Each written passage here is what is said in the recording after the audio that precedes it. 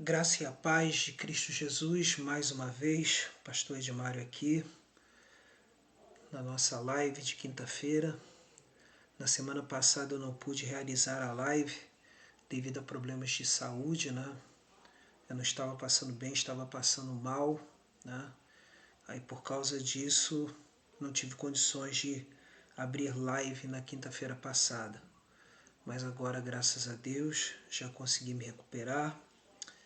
Para a honra e glória do nosso Senhor, o Senhor permitiu assim poder hoje estar fazendo mais uma live na presença dEle. E assim eu pude retornar assim ao ponto, né, onde eu parei. E hoje estaremos fazendo a live em Jeremias capítulo 10. Né, para a honra e glória do nosso Deus de estar pregando toda a Bíblia. Né. Então, nesse momento, eu quero estar orando e agradecendo assim ao Senhor por mais essa oportunidade. Vamos orar ao Senhor.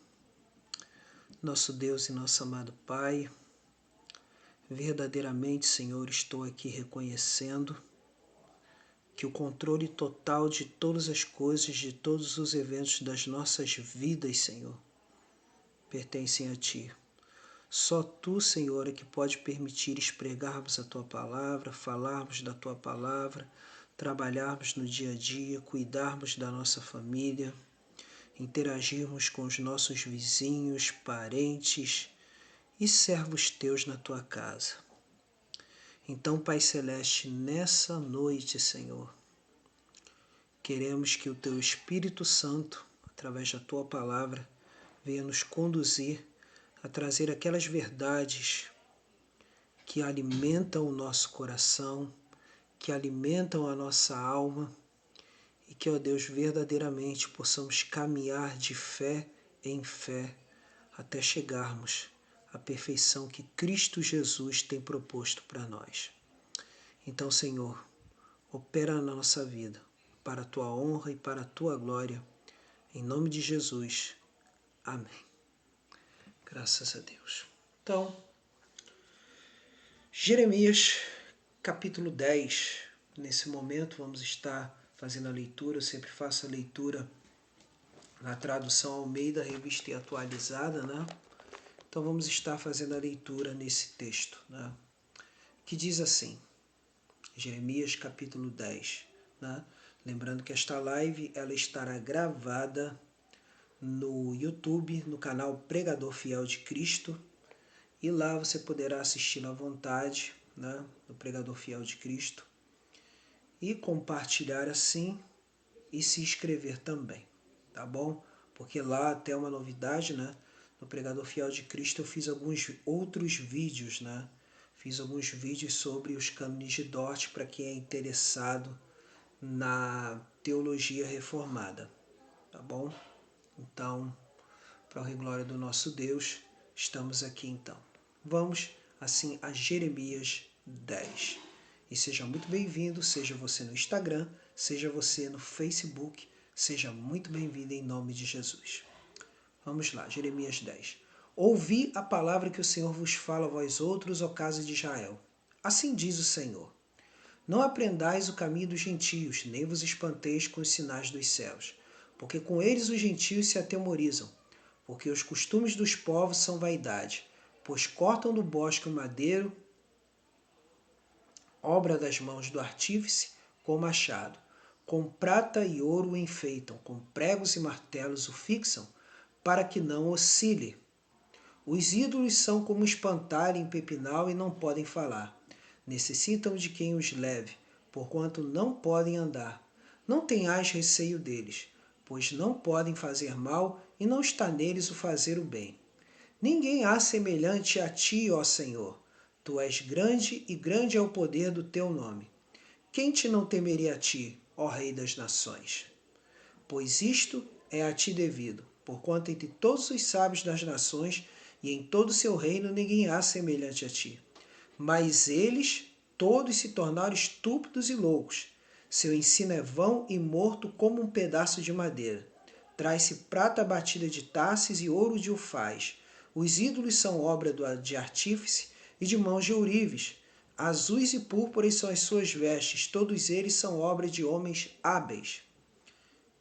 Mas o Senhor é verdadeiramente Deus. Ele é o Deus vivo e o Rei eterno. Do seu furor treme a terra e as nações não podem suportar a sua indignação. Assim lhes direis: os deuses que não fizeram os céus e a terra desaparecerão da terra e debaixo destes céus. O Senhor fez a terra pelo seu poder, estabeleceu o mundo por sua sabedoria e com a sua inteligência estendeu os céus. Fazendo ele ribombar o trovão, logo há tumulto de águas no céu, e sobem os vapores das extremidades da terra. Ele cria os relâmpagos para a chuva e dos seus depósitos faz sair o vento. Todo homem se tornou estúpido e não tem saber. Todo ourives é envergonhado pela imagem que ele mesmo esculpiu, pois as suas imagens são mentira e nelas não há fôlego. Vaidade são, obra ridícula. No tempo do seu castigo virão a perecer. Não é semelhante a estas aquele que é a porção de Jacó, porque ele é o Criador de todas as coisas e Israel é a tribo da sua herança. O Senhor dos Exércitos é o seu nome. Tira do chão a tua trouxa, ó filha de Sião, que moras em lugar sitiado, porque assim diz o Senhor: eis que dessa vez arrojarei para fora os moradores da terra e os angustiarei para que venham a senti-lo.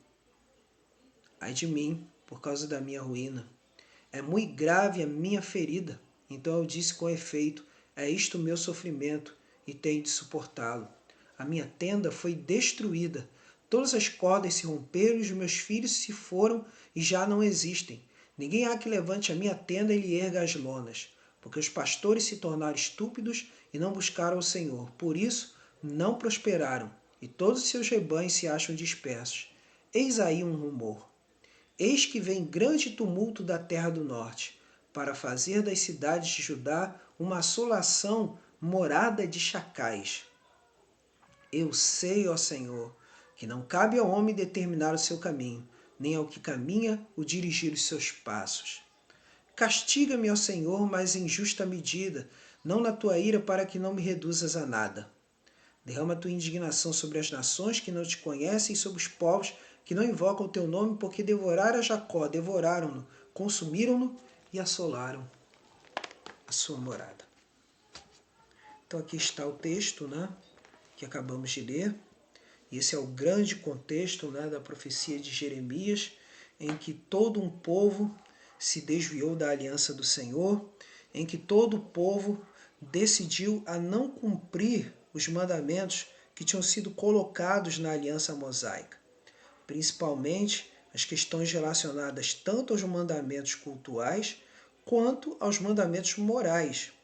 Então quer dizer, mandamentos cultuais, mandamentos morais, mandamentos civis, esses três âmbitos, o povo de Judá, que aí no caso era o reino dividido, né? O povo de Judá deixou de cumprir. E aqui, nessa profecia de Jeremias, tem se levado em consideração esse ponto, né? Esse ponto que é muito importante a se levar. Qual é o ponto? O ponto do iminente juízo da parte de Deus sobre todos eles. Então quer dizer, aqui eu vou aproveitar hoje, né? Vou aproveitar hoje e colocar aqui algumas coisas importantes, né? Sobre a interpretação de Jeremias dentro da panorâmica desse capítulo, né?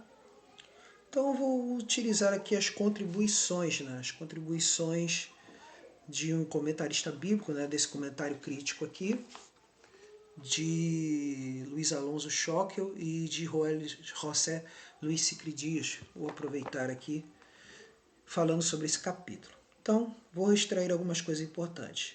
Se colocarmos esta composição imediatamente depois da primeira ou da segunda deportação, ou seja, foram levados cativos por Nabucodonosor, né, algumas pessoas. Então, foram duas deportações que houveram.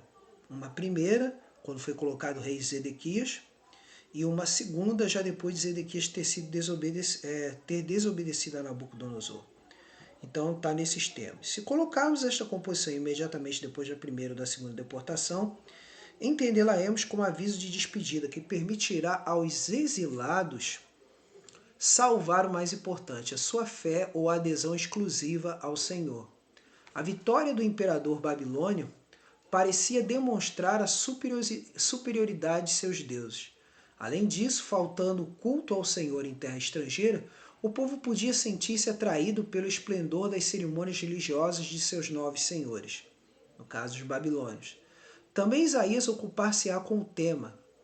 Em Isaías 44, versículos 9 ao 20, está falando da idolatria, que é mencionada logo no início desse capítulo 10. E em outra diáspora surgirão os relatos burlescos de Daniel 14 e a chamada Carta de Jeremias inspirada no presente capítulo. Tá? E o argumento fundamental do ensino polêmico é o dos Salmos 115 e 135.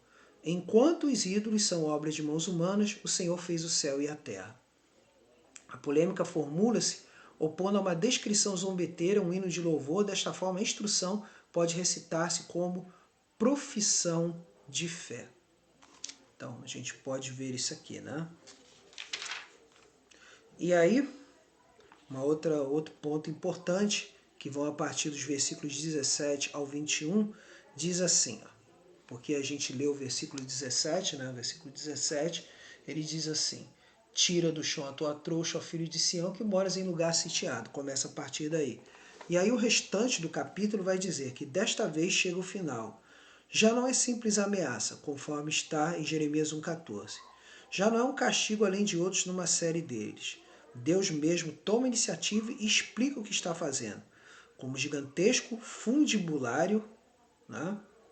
Coloca no couro da sua funda o seu povo, dá voltas com ele e o arremessa a grande distância. O que é o fundibulário? É o manejador de funda, ou seja, nos dias de hoje seria o manejador de um estilingue, né? Então aqui, ó, a grande distância, com força e com boa pontaria, empregando o inimigo como instrumento.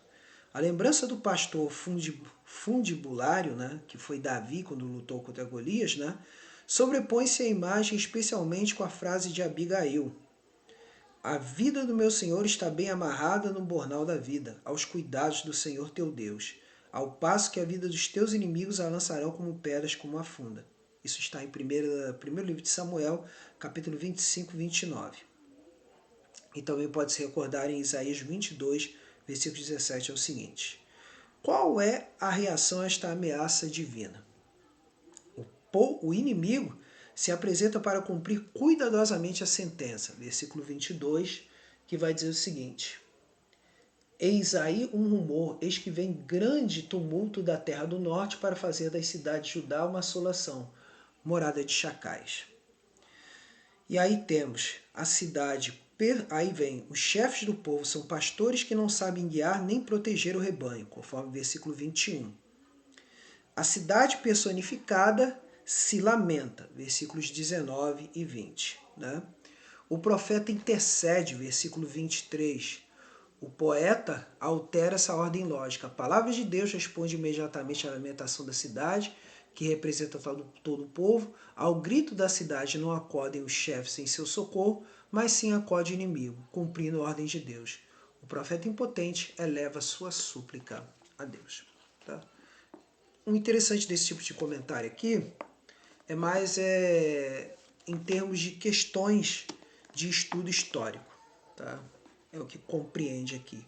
Agora, depois de apresentar todo esse pano de fundo, né? Qual é o ensino fundamental disso aqui? A singularidade do ser de Deus. Fala-se sobre a singularidade do ser de Deus, ou seja, de Deus ser totalmente diferente dos ídolos adorados pelos cananeus e os demais povos ao redor de Israel. Isso aqui é o mais importante que a gente deve levar em conta aqui, tá bom? É o que a gente deve levar em conta aqui na nossa percepção, no nosso trabalho aqui, tá bom? Então vamos lá. Em primeiro lugar, a singularidade do ser de Deus é aquela que demonstra a ação de Deus na criação. Veja só. Olha aqui, os primeiros versículos. Ouvi a palavra do Senhor que vos fala a vós outros, ó casa de Israel, assim diz o Senhor, não aprendais o caminho dos gentios, nem vos espanteis com os sinais dos céus, porque com eles os gentios se atemorizam. Quer dizer, vem aí no caso os gentios, né, que já tinham hábito de consultar o futuro através dos astros. Tá? Porque os costumes dos povos são vaidades, pois cortam do bosque o madeiro, obra das mãos do artífice com machado. Olha aí o contraste. Com prata e ouro o enfeitam, com pregos e martelos o fixam para que não oscile. Os ídolos são como um espantalho em pepinal e não podem falar, necessitam de quem os leve porquanto não podem andar. Esse é o problema da idolatria, né? Não tenhas receio deles, pois não podem fazer mal e nem está neles fazer o bem. Então quer dizer, aqui já demonstra que justamente por eles serem seres inanimados, e aqui o profeta fala de maneira bem clara isso, e aí temos o contraste da ação de Deus estar ativo, agindo no meio da criação, agindo no meio das suas criaturas. Veja só, Salmo 19, versículos 1 ao 6. Salmo 19, versículo 1 ao 6. O Salmo de Davi, ele começa assim. Os céus proclamam a glória de Deus, e o firmamento anuncia as obras das suas mãos. Um dia discursa outro dia, e uma noite revela conhecimento a outra noite. Não há linguagem nem há palavras, e dele não se ouve nenhum som. No entanto, por toda a terra se faz ouvir a sua voz. Aqui que a gente pode entender é que está falando da voz de Deus. E as suas palavras até os confins do mundo. Aí pôs uma tenda para o sol, o qual, como um noivo que sai de seus aposentos, se regozija como herói a percorrer o seu caminho. Quer dizer, está mostrando a questão de que da manhã, da tarde e da noite, falando do movimento do olhar, né? Do olhar que o ser humano dá quando contempla o sol no dia. Né? E aqui ele não está preocupado, o salmista, em falar de leis astronômicas, ou seja, leis da geografia, sobre movimento de rotação terrestre, mas está preocupado com aquilo que ele está vendo com seus próprios olhos, mesmo porque naquela época não existia telescópio, tá? Só existia o simples olhar. Então a gente vê aqui, ó, principia numa extremidade dos céus e até a outra vai o seu percurso, e nada refoge o seu calor. Tudo isso a obra de Deus. Agora, João 5, versículo 17, fala dessa ação de Deus. João 5, versículo 17, diz assim. João 5, 17.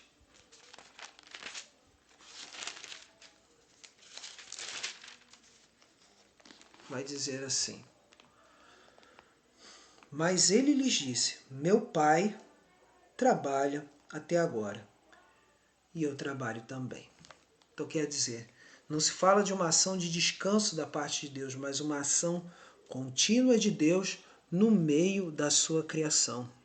Então na prática, não é? Diferentemente de quaisquer outras coisas, nosso Deus tem trabalhado para o nosso bem, tem trabalhado para a nossa alegria, tem trabalhado para o nosso crescimento. Por isso que o apóstolo Paulo ele percebeu isso muito bem quando ele chegou e disse em Romanos 8, 28, todas as coisas cooperam para o bem daqueles que amam a Deus, daqueles que são chamados segundo o seu decreto, ou propósito, né? Então quer dizer, então a gente percebe que no nosso dia a dia, na nossa vida, nem sempre vamos conseguir aquilo que desejamos, nem sempre vamos conseguir aquilo que almejamos particularmente para nós.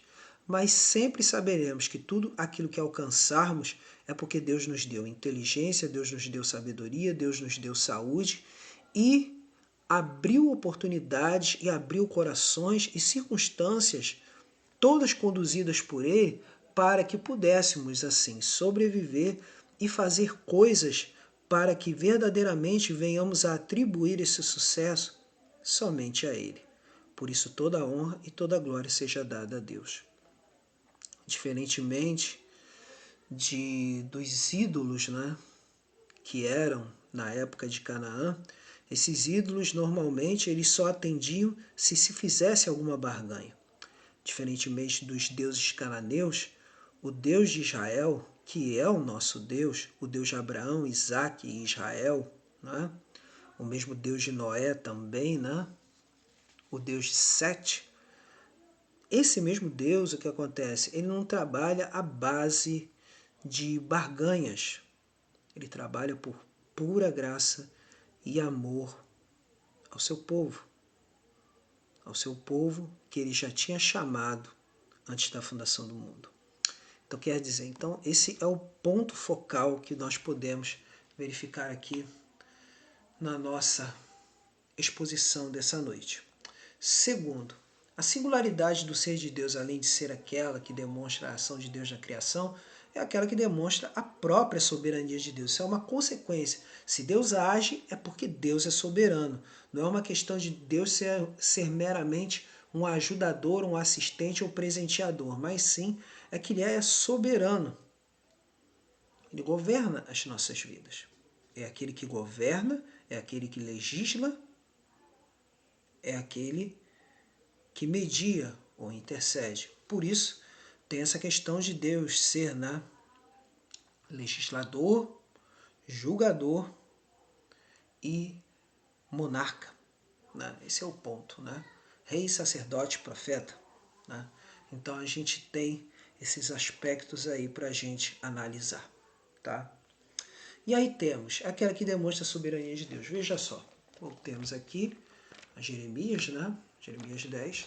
Agora versículos 6 ao 11. Ninguém é semelhante a ti, ó Senhor. Vê aí a singularidade. Tu és grande e grande é o poder do teu nome. Quem te não temeria a ti, ó Rei das Nações? Então aqui a gente já vê esse canto, né? Esse canto a gente já vê em Apocalipse 15, 4, né? Que fala, ó Rei das Nações, quem não te louvará? Pois isto é a ti devido, porquanto entre todos os sábios das nações em todo o seu reino, ninguém é semelhante a ti, mas eles todos se tornaram estúpidos e loucos. Seu ensino é vão e morto, com um pedaço de madeira. Traz-se prata batida de Tarsis e ouro de Ufaz. Os ídolos são obras de artífice e de mãos de ourives. Azuis e púrpuras são as suas vestes. Todos eles são obra de homens hábeis. Mas o Senhor é verdadeiramente Deus. Ele é o Deus vivo e o Rei eterno. Do seu furor treme a terra e as nações não podem suportar a sua indignação. Assim lhes direis, os deuses que não fizeram os céus e a terra desaparecerão da terra debaixo destes céus. Então, o contraste que é feito, né, entre um Deus soberano ativo e os chamados deuses das nações que não servem para nada. E aí temos aqui nossos paralelos bíblicos para a gente compreender isso. Salmo 24, versículos 7 ao 10. Salmo 24, versículo 7 ao 10. Diz assim, Salmo 24, versículo 7 ao 10, que vai dizer assim, levantai, ó portas, as vossas cabeças, levantai-vos, ó portais eternos, para que entre o Rei da Glória. Quem é o Rei da Glória? O Senhor forte e poderoso, o Senhor poderoso nas batalhas. Levantai, ó portas, as vossas cabeças, levantai-vos, ó portais eternos, para que entre o Rei da Glória. Quem é esse Rei da Glória? O Senhor dos Exércitos. Ele é o Rei da Glória. Que maravilha, né? E aí temos Provérbios 16, versículo 33, que fala dos planos do ser humano, que podem ser muitos, mas a resposta certa só vem de Deus. E aí vem, a sorte se lança no regaço. Pode-se comparar a ideia de um jogador, né? Mas do Senhor procede toda decisão. Então aqui, esse provérbio aqui é o ponto fundamental acerca de tudo, né? Que de uma forma ou de outra, nenhuma decisão que é tomada em todo o universo escapa do conhecimento da onisciência de Deus e do controle de Deus sobre tudo.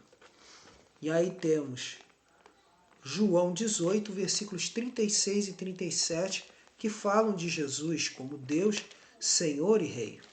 E aí temos João 16, quer dizer, João 18, versículos 36 e 37. João 18, versículos 36 e 37, que na conversa com Pilatos, Jesus responde assim: Respondeu-lhe Jesus: O meu reino não é deste mundo. Se o meu reino fosse deste mundo, os meus ministros se empenhariam por mim, para que não fosse eu entregue aos judeus, mas agora o meu reino não é daqui. 37. Então lhe disse Pilatos: Logo tu és rei? Respondeu Jesus: Tu dizes que sou rei. Eu para isso nasci e para isso vim ao mundo, a fim de dar testemunho da verdade. Todo aquele que é da verdade ouve a minha voz. Então quer dizer, a gente pode ver aqui o reinado de Cristo representado aqui.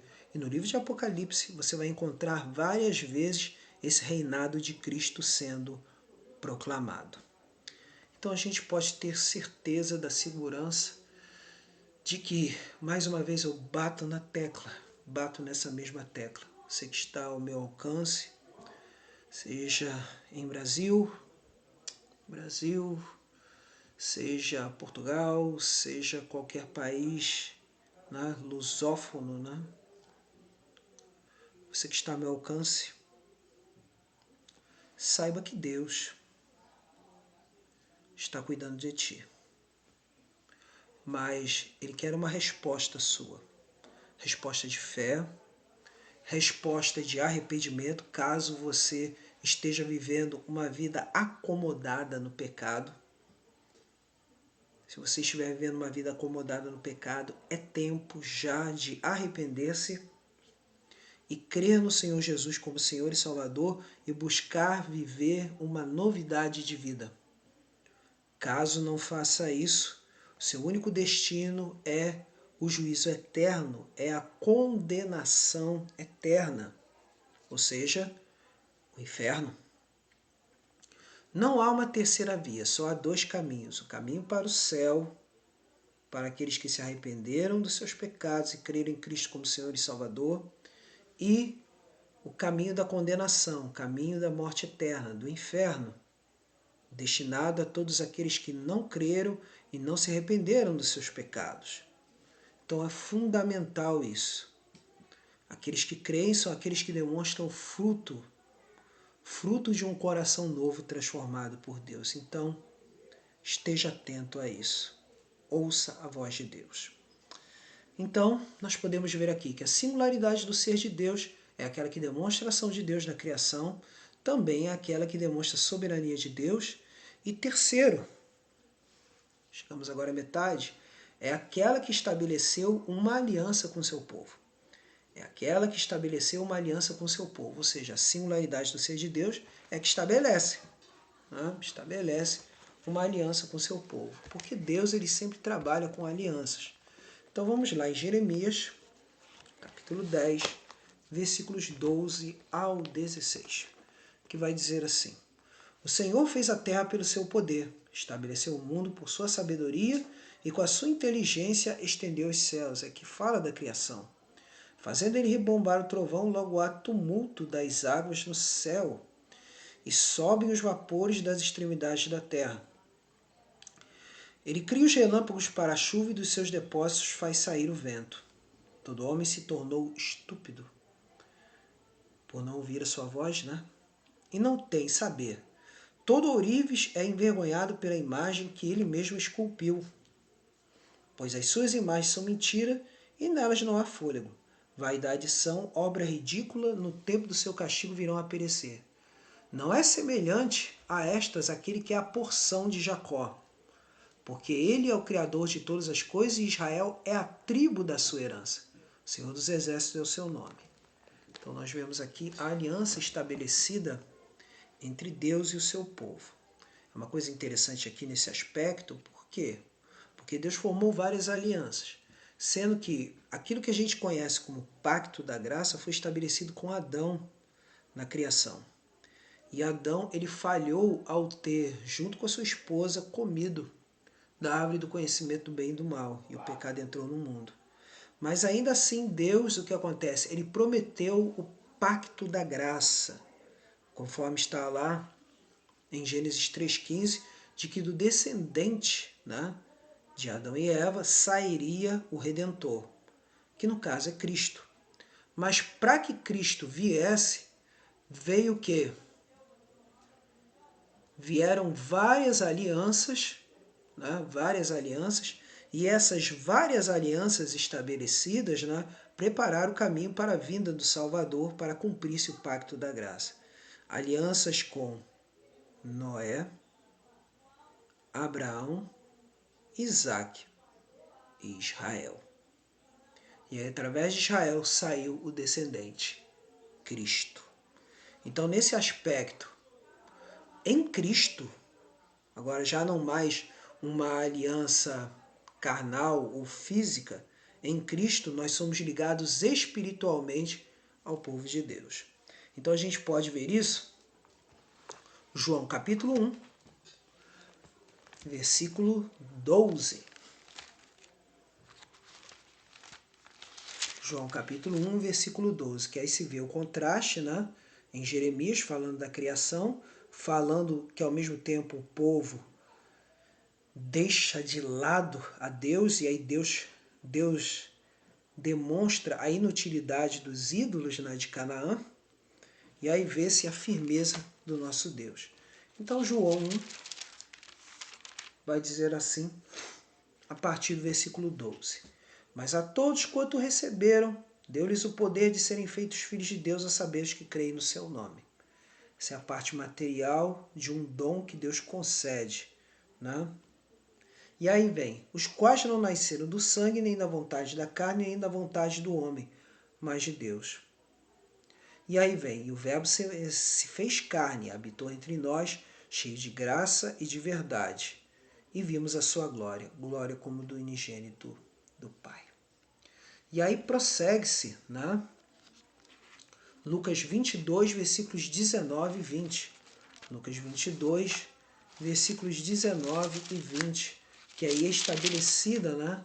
Cristo anuncia a nova aliança em Lucas, né? Lucas 22, 19 e 20. No momento em que ele institui a ceia. Né? Institui a ordenança da ceia. E aí vemos aqui, ó. E tomando um pão, tendo dado graças, o partiu e lhes deu, dizendo: Isto é o meu corpo oferecido por vós. Fazei isto em memória de mim. E aí diz, né? Semelhantemente, depois de cear, tomou o cálice, dizendo: Este é o cálice da nova aliança, no meu sangue, derramado em favor de vós. Nova aliança. A nova aliança em Cristo Jesus para todo aquele que crê. E aí vamos, Gálatas 4, versículos 1 ao 7, onde está amarrada a ideia da transição de uma aliança revelada no meio do povo de Israel, mas que se cumprirá na pessoa de Cristo. Gálatas 4, não é? Versículos 1 ao 7, que fala da nossa segurança, da nossa união com Cristo Jesus. Gálatas 4, do 1 ao 7, que diz assim: Digo, pois, que durante o tempo em que o herdeiro é menor, em nada difere de escravo, posto que ele é senhor de tudo, mas está sob tutores e curadores até o tempo pré-determinado pelo Pai. Assim também nós, quando éramos menores, estávamos servilmente sujeitos aos rudimentos do mundo.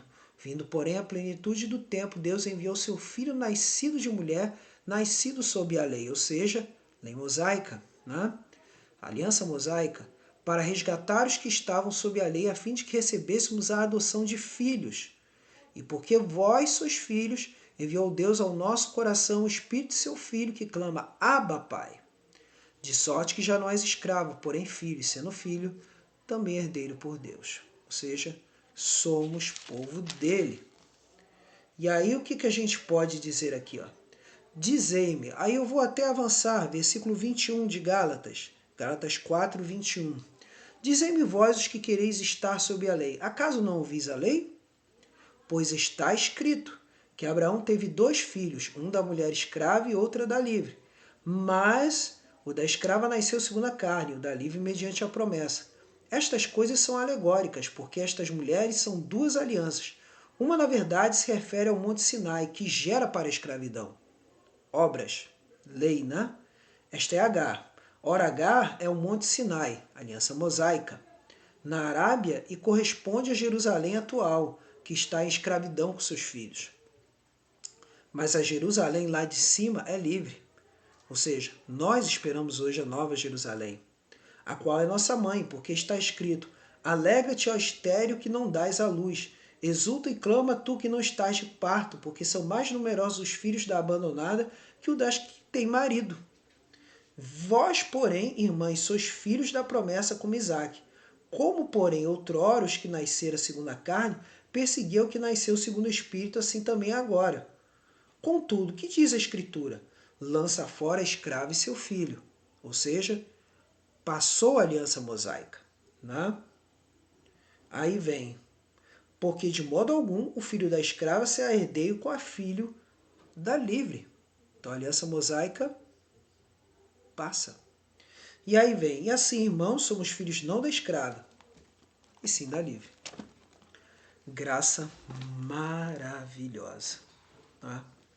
Então, já não temos mais obrigação com os 613 mandamentos da Torá.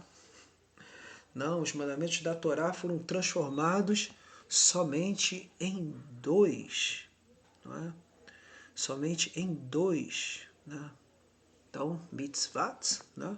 Somente 2. Mitzvot, mitzvot, né? Somente 2. Então, você tem aqui, ama ao Senhor teu Deus de todo o teu coração, de todo o teu entendimento, com toda a tua força. Ama o teu próximo como a ti mesmo. Então Deus firma uma aliança conosco, nos dando tudo aquilo que precisamos para vencer no dia a dia. Mas sempre precisa estarmos atentos a isso, a não nos conformarmos com uma situação carnal, com uma situação pecaminosa. A gente nunca pode se conformar com isso, nunca pode se conformar com a malícia, com a fofoca, com a destruição. Não, não podemos nos alegrar com a injustiça, não podemos nos alegrar com as coisas que não agradam a Deus. Devemos sempre ser moderados em tudo que fazemos. Devemos ser misericordiosos, compassivos, né? Ou seja, ter compaixão, estarmos prontos a perdoar. Claro que eu falo para vocês que dá vontade muitas vezes de encontrar certos crentes por aí, certos indivíduos, e querer dar um mata-leão ou uma voadora, né? Ou como diz na linguagem do karatê, né?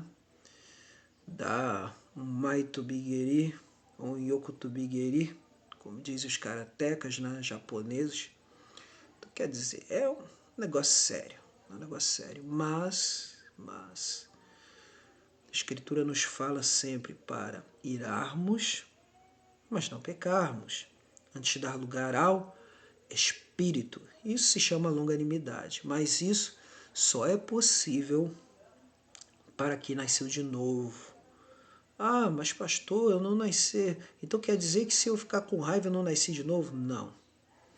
É o seguinte, você pode ficar com raiva, pode acontecer alguma coisa com você, às vezes até você perder o controle e bater em alguém, mas isso de forma nenhuma pode se tornar prazer. Você não pode se conformar com isso. Sentir prazer em ter feito isso ou se sentir aliviado. Não. Que nasceu de novo não se conforma com essas coisas. Antes fica inconformado. E quanto mais fica inconformado, Deus vai te visitar, esse prazer vai embora e você não fará mais isso. Uma coisa é você se defender e outra coisa é você se vingar. Uma coisa é você se irar e outra coisa é você xingar. É diferente. Mas para isso, precisamos nos encharcar com a palavra de Deus, para que o nosso corpo, a nossa alma, a nossa mente seja cheia do Espírito Santo. E para ser cheia do Espírito Santo, é preciso que seja cheia da palavra de Deus. Então vamos lá, a singularidade do ser de Deus é aquela que demonstra a ação de Deus na criação, é aquela que demonstra a soberania de Deus, é aquela que estabeleceu uma aliança com o seu povo. Quarto, é aquela que chama a uma vida de santidade, é aquela que chama a uma vida de santidade. É inevitável. Nós, como povo de Deus, devemos ser diferentes. Nós não podemos ser iguais às outras pessoas. A vaidade não pode ser o nosso guia. Vaidade não é o nosso guia. O nosso guia é o Espírito Santo de Deus. Tá? A mera vaidade por vaidade não é o nosso guia. Tá bom? Então vamos voltar a Jeremias 10. Né? Jeremias 10. Jeremias 10 vai dizer o seguinte. Jeremias 10. Voltando aqui, né? Voltando aqui. Jeremias 10. Aqui está. Jeremias 10. Então temos aí, ó, versículo 17. Tira do chão a tua trouxa, ó filha de Sião, que moras em lugar sitiado. Porque assim diz o Senhor, eis que dessa vez arrojarei para os moradores da terra e os angustiarei para que venham a sentido. Quer dizer, aqui está falando do castigo de Deus e a questão toda essa da trouxa é o seguinte, é verdadeiramente obedecer a Deus.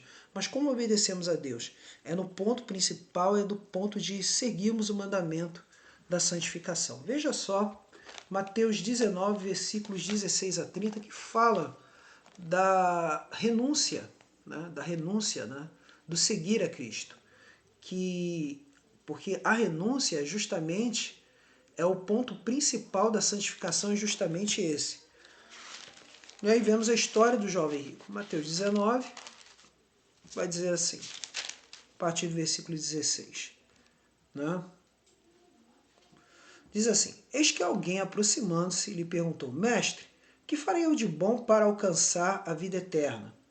Respondeu-lhe Jesus, por que me perguntas acerca do que é bom? Bom? Só existe um. Se queres, porém, entrar na vida, guarda os mandamentos. E lhe perguntou, quais? Respondeu Jesus, não matarás, não adulterarás, não furtarás, não dirás falso testemunho, honra teu pai e a tua mãe, e amarás o teu próximo como a ti mesmo. Replicou-lhe o jovem, tudo isso tenho observado, que me falta ainda? Disse-lhe Jesus, se queres ser perfeito, ou seja, caminho da santidade, né? Vai, vende os teus bens, dá aos pobres e terás um tesouro no céu. Depois vem e segue-me. E aí diz, tendo porém o jovem ouvido esta palavra, retirou-se triste por ser dono de muitas propriedades. Qual a consequência disso? Temos aí, ó. Então disse Jesus a seus discípulos, em verdade vos digo que um rico dificilmente entrará no reino dos céus. E ainda vos digo que é mais fácil passar um camelo pelo fundo de uma agulha do que entrar um rico no reino de Deus. Ouvindo isto, os discípulos ficaram grandemente maravilhados e disseram, sendo assim, quem pode ser salvo? Jesus, fitando neles o olhar, disse-lhes, isto é impossível aos homens, mas para Deus tudo é possível. Quer dizer, Jesus aqui está falando do novo nascimento. Está falando aqui da vocação eficaz. Está falando aqui da eleição, que não é do homem o chegar-se a Deus, é de Deus chegar-se ao homem. Então lhe falou Pedro, eis que nós tudo deixamos e te seguimos, e que será, pois, de nós? Jesus lhes respondeu, em verdade vos digo que vós os que me seguis, quando na regeneração o Filho do Homem se assentar no trono da sua glória, também vos assentarei em 12 tronos para julgar as 12 tribos de Israel. E todo aquele que tiver deixado casas, ou irmãos, ou irmãs, ou pai, ou mãe, ou mulher, ou filhos, ou campos, por causa do meu nome, receberá muitas vezes mais e herdará a vida eterna. Porém, muitos primeiros serão últimos, e os últimos primeiros. Então, quer dizer, Jesus aqui ele está falando de quê? De que a questão não é de quem corre ou de quem começa, mas é de se permanecer até o fim na presença dele. Então, é fundamental isso. E aí a gente chega lá em 1 Tessalonicenses, capítulo 5, 23, que vai dizer o seguinte, 1 Tessalonicenses,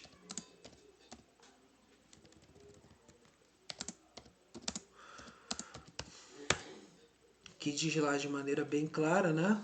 E o mesmo Deus de paz vos santifique em tudo, e todo o vosso espírito e alma e corpo sejam plenamente conservados e irrepreensíveis para a vinda de quem? Para a vinda de nosso Senhor Jesus Cristo.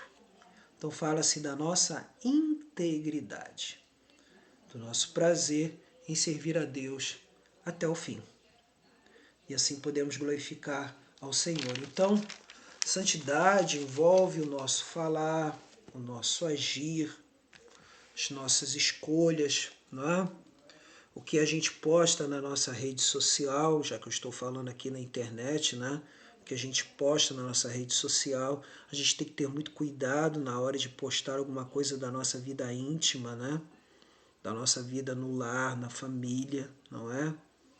Para não sermos motivo de escândalo a ninguém, porque eu sempre falo isso de púlpito, em qualquer lugar que esteja pregando. A Bíblia das pessoas que não creem em Cristo como Senhor e Salvador são as nossas atitudes. Então devemos ter cuidado com isso. Estejamos atentos e alertas para não deixarmos, né, que o mundo entre na nossa vida e para que não sejamos vergonha. Então a gente tem que ter um cuidado tremendo acerca desse ponto, tá? Em todo o tempo. Outro ponto importante agora, a singularidade do ser de Deus.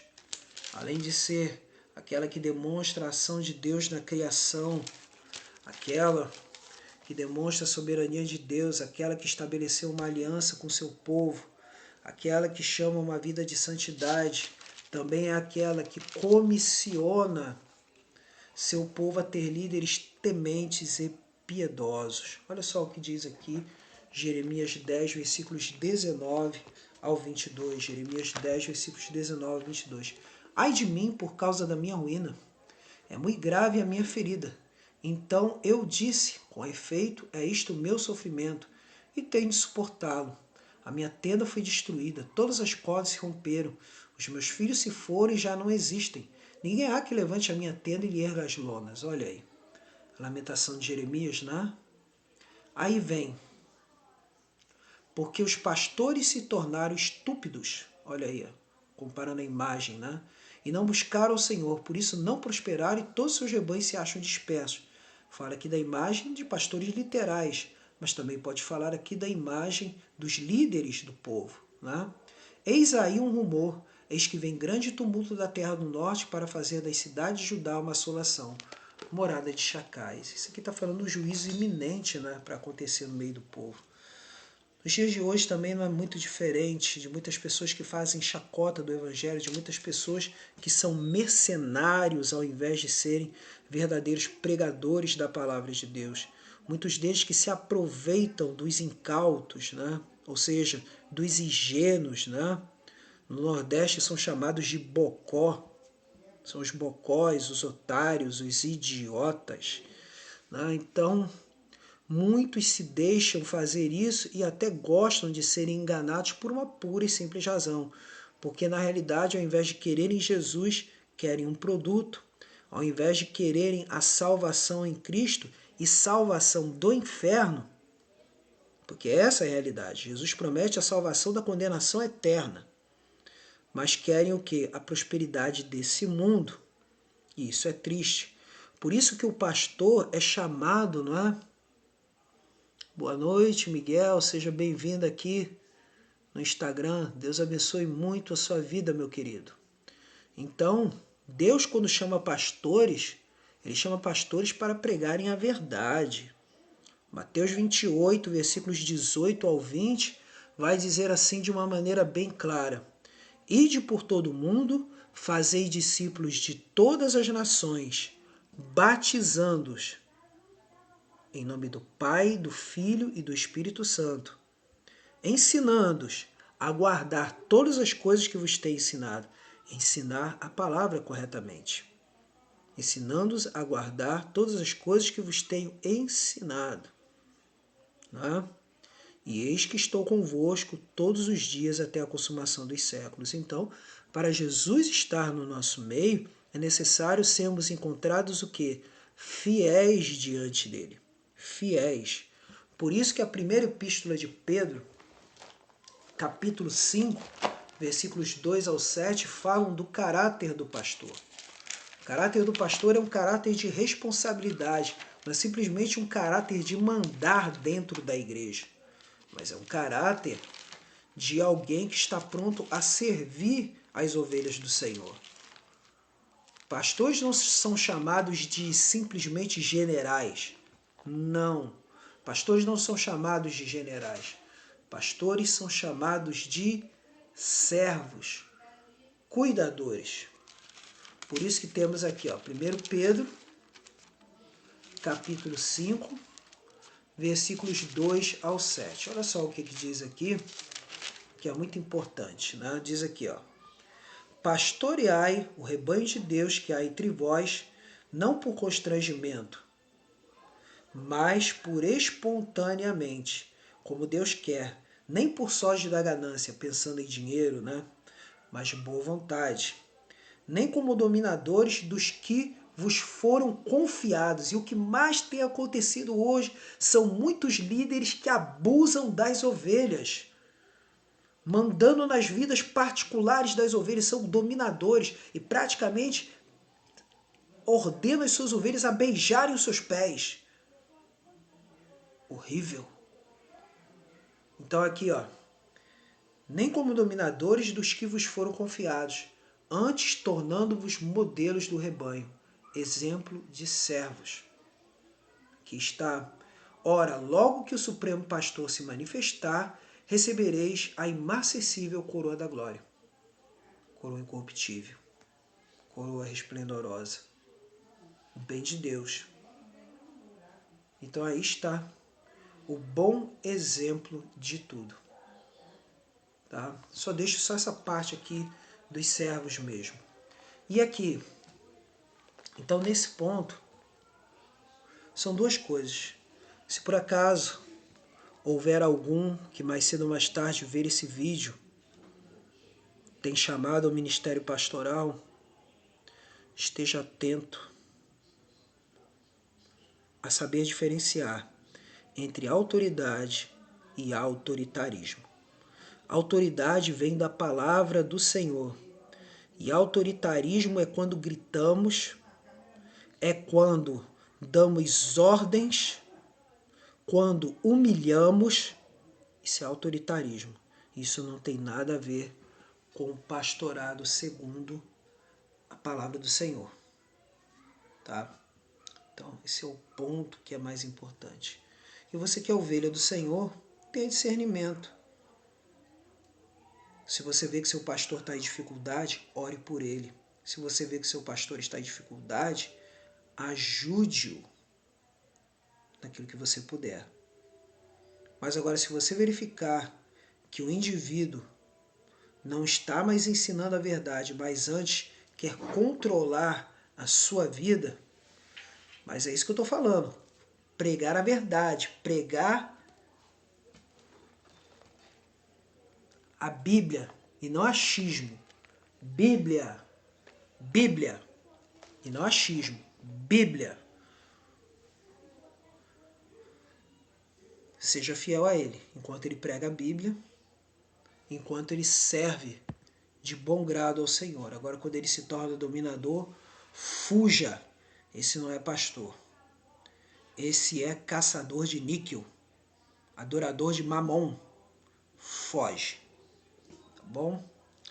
E por último, chegamos assim então, né? A singularidade do ser de Deus é aquela que demonstra a ação de Deus na criação, é aquela que demonstra a soberania de Deus, é aquela que estabeleceu uma aliança com o seu povo, é aquela que chama uma vida de santidade, é aquela que comissiona seu povo a ter líderes tementes e piedosos, e é aquela que lhe revela a justiça de Deus aos que clamam. É aquela que revela a justiça de Deus aos que clamam.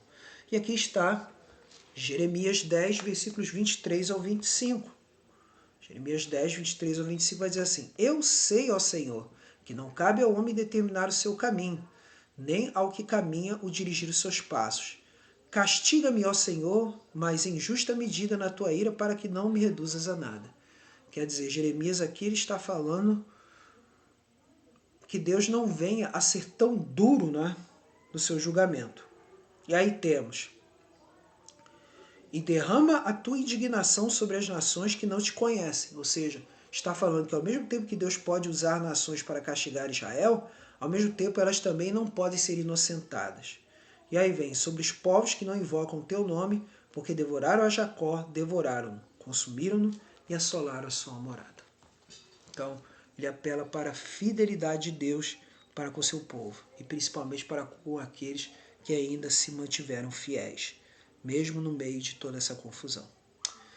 Lucas 18, versículos 7 ao 8, Jesus ele fala de uma maneira muito clara da justiça de Deus, principalmente aqueles que clamam, né?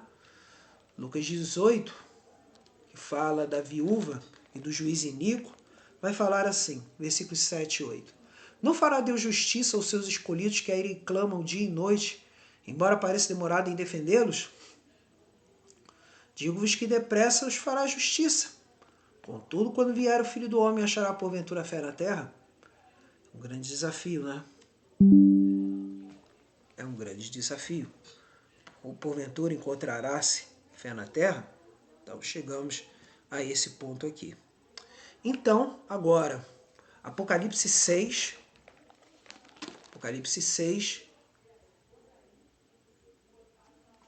versículos 9 a 16,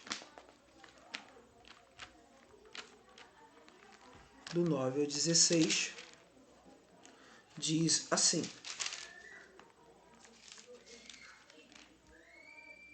vai dizer assim, o quinto selo, né?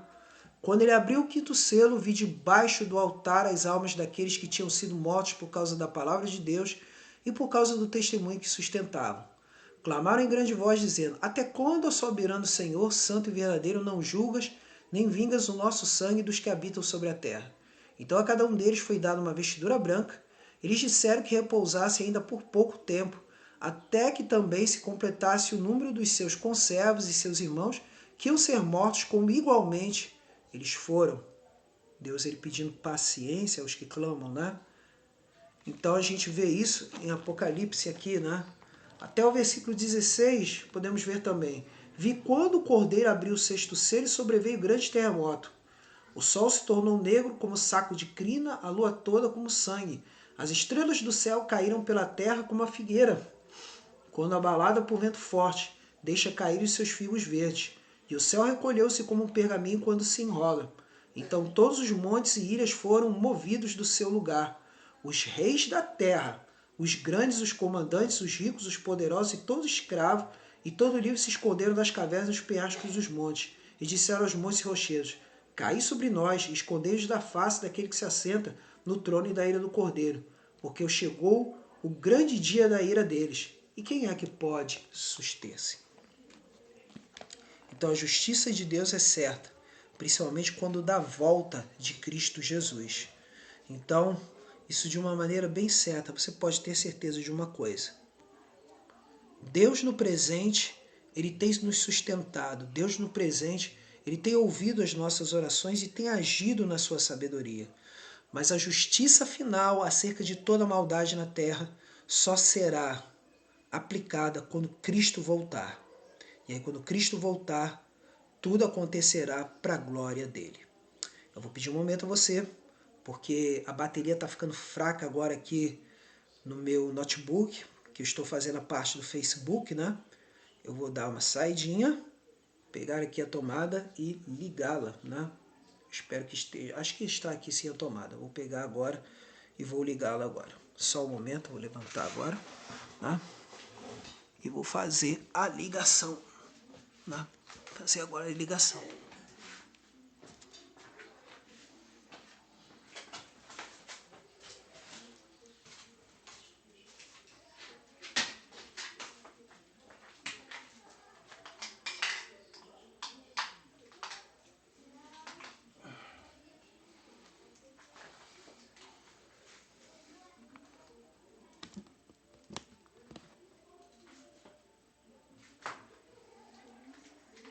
Pronto, agora já está ligado.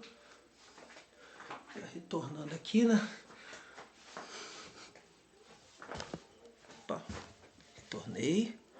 E aí tudo que é ao vivo, né?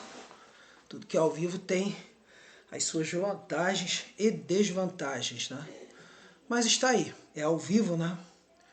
Então assim eu concluo essa parte. Agora com a conclusão dessa parte, não é? Então, agora sim, podemos assim ter essa certeza da singularidade de Deus nas nossas vidas. Tenha essa certeza de que o cuidado de Deus é o melhor para nós. Sinta no seu coração o abraço de Deus, a alegria de servir a um Deus fiel. E terceiro, tome a atitude. Qual é a atitude? Uma fé viva que pratica o amor ao seu próximo. Porque amando o seu próximo, você verdadeiramente está demonstrando que ama o Senhor de todo o seu coração. Então vamos lá, vamos ao momento de oração. Né? Vamos ao momento de oração. Então aqui é o momento de oração, vamos pegar aqui a nossa lista, né? E aqui eu estarei exclusivamente agora só orando por alguns membros da Terceira Presbiteriana, da Congregação Batista, né? E alguns outros aqui. Quanto aos membros da IEMA, que eu sempre tenho orado, não me esqueci deles, está aqui nesse caderno de oração, mas eu só vou mencionar hoje estes, tá? Então, mencionar aqui o casal Jerônimo e Lia, presbítero Joel e sua irmã Adelaide, presbítero Elise e Marlene, presbítero José Luiz e sua esposa Maria Eliane e seus filhos. Especialmente aqui eu acrescento aqui o sogro do filho do presbítero José Luiz, né? O sogro do William, né? Menciono aqui. O evangelista Edson e sua esposa Georgina, a irmã Deise e o pastor Paulo César, o Luciano, sobrinho do Jerônimo, o João Vicente, o Ronaldo, o Biratã, o irmão Vanderlei, Valdelice e o William, filho deles, o Júlio, a Laudi, e aqui eu coloco o Valdir, o Dante, o Valdemir, o presbítero Francisco e sua esposa Deise, né? O irmão Rui Siqueira e sua irmã Clébia, o Robson, a Jacira, seus filhos Peter e Suinhã, incluindo os netos, né, dos irmãos Robson e Jacira, né, e as noras também. Incluo aqui o diácono Iranilson, né, sua esposa Edileia, a Maria Beatriz para voltar, né, se voltar para Cristo, né, e também o menino, né, que a irmã Edileia tem seguido, os filhos deles, né, o pastor Alain e família, graças a Deus, Deus tem restabelecido assim, né, os irmãos da Congregação Batista, né, o pastor André Pires e sua família, a irmã Loren Laudina, a irmã Lênia Santos, o seu esposo, o diácono Paulo, a irmã Sheila Gomes Lessa, a irmã Neide da Silva Barbosa e seu esposo, o diácono Carlos Marcos, né? O irmão Josué da Silva Barbosa, o filho, a Larissa, filha deles também, Larissa da Silva, e seu esposo Wallace Henrique, né? E aqui o irmão Adelso, o irmão Aurelino, o Wallace Barros, a irmã Marília, né? O Paulo Pires é o evangelista, né? Pai do pastor André, o pastor Júlio, né? Assim incluo todas essas famílias, e o irmão Jorge também, que é colaborador de lá da congregação. E aqui acrescento por último os irmãos da UPH, da Terceira Igreja, o Luiz Augusto, o Reginaldo Santos, o Cosme, o Jair da Rocha, o Adilson, o Jorge Fonseca, o diácono Francisco, o presbítero Gilson, o diácono Samuel, o Renner, o Sebastião, o diácono Alexander, o Ademir Antônio, o diácono Ronaldo, o Constantino, né? O Cláudio Viana e o diácono Luciano Clapp. Né? Estão todos aí, né? Para honra e glória de Deus. Os que não mencionei aqui o nome, Deus sabe de todas as coisas. Vamos orar nesse momento por eles, né? Pela vida deles. E ainda há mais pessoas aqui no nosso caderno, né? E assim a gente agradece tudo para a honra e glória do Senhor. Vamos agradecer. Nosso Deus e nosso amado Pai, queremos te agradecer, queremos te louvar, porque essa oportunidade que tu nos dá, Senhor, é única. Visita cada nome que foi mencionado aqui, Senhor. E, ó Deus, para a tua honra e para a tua glória, traz cura, Senhor, àqueles que precisam ser curados. Cura do corpo, cura da alma. Aqueles que precisam ser libertos, Senhor, para que sejam santificados na tua presença, opera. Aqueles que precisam, ó Deus, em nome de Jesus Cristo, receberem, Senhor, arrependimento e fé para viverem uma nova vida em Ti, Senhor, para a Tua honra e para a Tua glória, Senhor. traz salvação, Senhor. E aos que já têm salvação, Senhor, santifica-os na verdade, fortalece-os na fé, não deixai-os esmorecer, mas faz uma grande obra, Senhor. E aqueles que precisam da provisão do emprego, da provisão do trabalho, ó Deus, abre portas. Aqueles que têm uma causa na justiça, dá vitória, Senhor. São coisas que nós pedimos, Senhor, porque sabemos, Senhor, que o teu povo necessita. Mas o mais importante agora, Senhor, é que cada um, Senhor, seja revestido, Senhor, da tua armadura para vencer os dias maus, Senhor. E que cada um viva o fruto do teu Espírito para honrar-te e glorificar-te, Senhor. Porque quando alguém vive o fruto do Espírito, não há condenação e acusação do inimigo, e também o mundo vê aí fora o quanto podemos testemunhar de ti, Senhor, e sermos cheios do teu Espírito. Por isso te glorificamos, Senhor, e te exaltamos nessa noite. Toma em tuas mãos a minha vida, Senhor, eu me quebranto diante de ti, porque eu não sou nada diante de ti. Não sou nada diante de ti. Para ensinar, dependo de ti. Para pregar, dependo de ti. Para estudar, dependo de ti. Para trabalhar, dependo de ti. Para ser filho, dependo de ti. Para ser esposo, dependo de ti.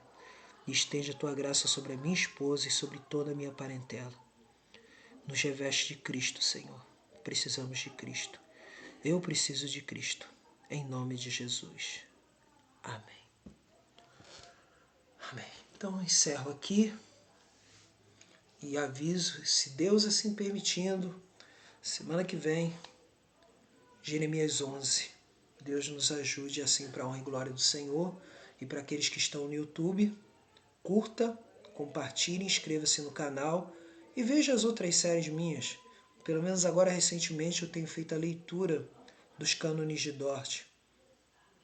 Conheça um pouco mais da doutrina reformada. Conheça um pouco mais da doutrina da graça. Doutrina que não traz confusão, mas aquece o nosso coração acerca da certeza da nossa salvação no meio da tempestade. Tá bom? Então, curta, compartilhe, inscreva-se no canal Pregador Fiel de Cristo. Vá lá no YouTube, Pregador Fiel de Cristo. Tá bom? E semana que vem a gente continua com a nossa live. Deus abençoe.